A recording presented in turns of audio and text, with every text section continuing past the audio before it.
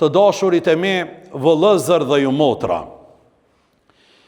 duke u nis nga parimi, nga fjala e Muhammed Mustafas, i cili thot, ose fol mirë, ose hesht, edhe ne do të rrugtojmë për disa gjuma, e vetëm kemi fillu për dashurin për të mirën, sepse duke fol mirë, vepru mirë, duke promovu të mirën, me automatizëm e largojmë të keqen.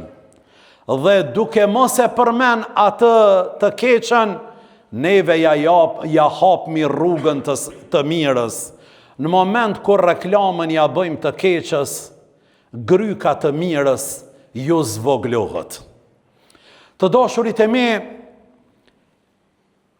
personaliteti besimtarit nuk ndërtohet vetëm nga fjalët e mira. Nuk ndërtohet personaliteti besimtarit vetëm duke fol mirë.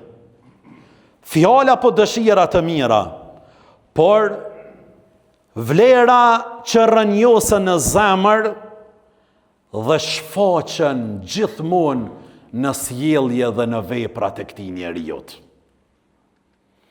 Jemi lodh nga ata njerëz që munohen për disa minuta vetëm me fol mirë. Ne kemi nevojë për njerëz që flasin mirë, po ma shumë për njerëz që veprojnë mirë. Mos më trego se kush je, sepse unë jam duke të pa çka je tu vepru. Njerëzit ndëgjojnë me sytë e tyve, se shpesh nuk ka nevojë më të ndëgju çka je tu thonë, unë jam duke të pa se çka je duke vepru. Njëra ndër shtyllat më të rëndësishme të këtij personaliteti është dashuria për të mirën. Njeriu nuk mund të bëhet barsi së mirës nëse më parë nuk e dën të mirën. Mas pari dush me dash të mirën, pastaj me i bart vlerat e të mirës. Kur zemra dën të mirën, gjuha flet mirë. Dora vepron mirë, ndërsa jeta e tij bëhet dobi për familje, për shoqëri dhe për ummetin mbar dhe në përgjithësi. Dashuria për të mirën është forca që besimtarin e shtyn drejt bamirësisë, drejtësisë, mëshirës dhe sakrificës. Nuk ka mundësi dikush me dash dikën, me sakrifiku diçka për dikënd, me mëshiru dikënd, nëse nuk e bart në vetën në zemrën e tij të mirën. Sa më e madhe të jetë kjo dashuri në zemër, aq më i fortë bëhet personaliteti i këtij njeriut dhe i këtij besimtarit, dhe aq më i dobishëm bëhet ky njeri për të tjerët apo për njerëzit në përgjithësi. Vlerat e së mirës janë gur. Vlerat e së mirës janë gur të cilët ndërtohet personaliteti i besimtarit, ndërsa dashuria për të mirën është cimentoja që i bashkon të dyja këto vlera. Islami nuk synon vetëm të ndërtojë një njeri që fjalët i ka të mira, apo vetëm një njeri që agjeron dhe jep zekat. Islami synon të ndërtojë një personalitet të plot, ku besimi, morali, sjellja dhe marrëdhëniet me njerëzit ecin krejt së bashku. Ecin krejt së bashku.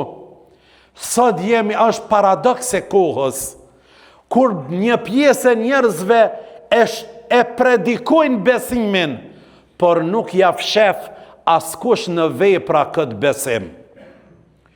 Ku një pjesë e njerëzve i kanë fjalët nga më të mirat, mirë po mejdani nuk ja vërteton në sjellje ato fjalë.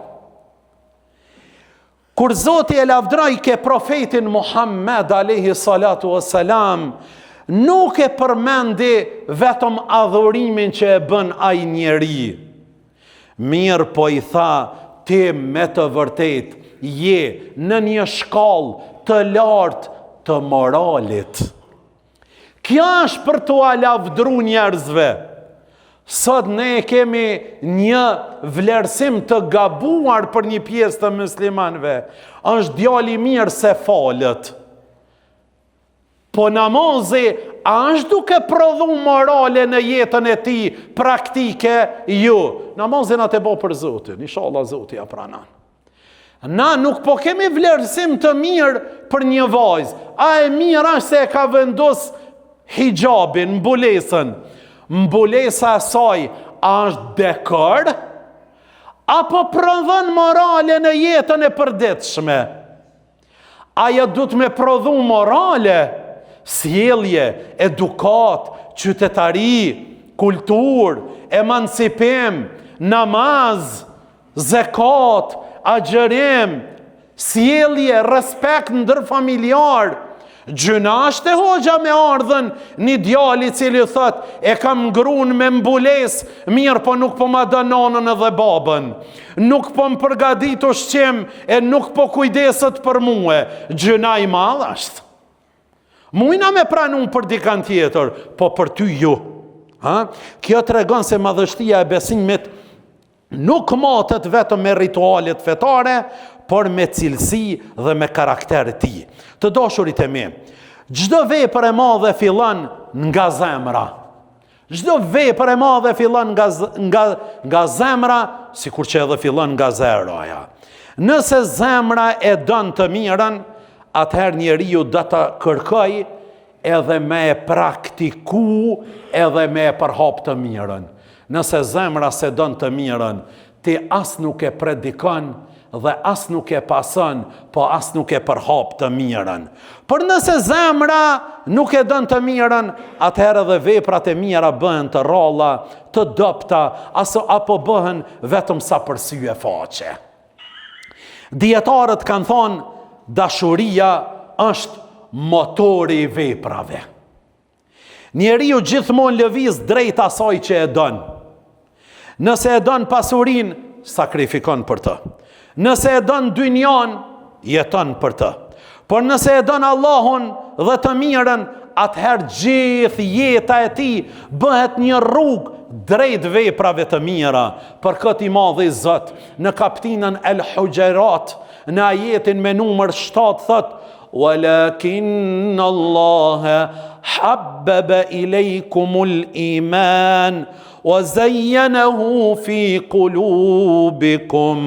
Por Allahu ju bëri të dashur besimin dhe zbukuroi ai në zemrat e juve. Është çudi. Allahu nuk tha vetëm ju dha besim, por tha u a bëri të dashur për juve.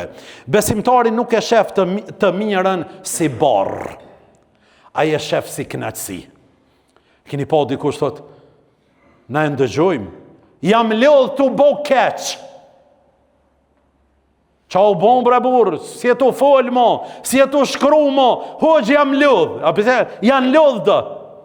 Për të mirën, kur besimtari nuk lodhët, sepse kur nuk e sheh barë, nuk flet sepse detyrohet, nuk jep sadaka sepse kërkohet, nuk pajton njerëzit vetëm se është detyrim, por lumturohet me këshillën e tij, me ndihmën e tij, me pajtimin e tij që e bën, ai e lumturon zemrën e tina.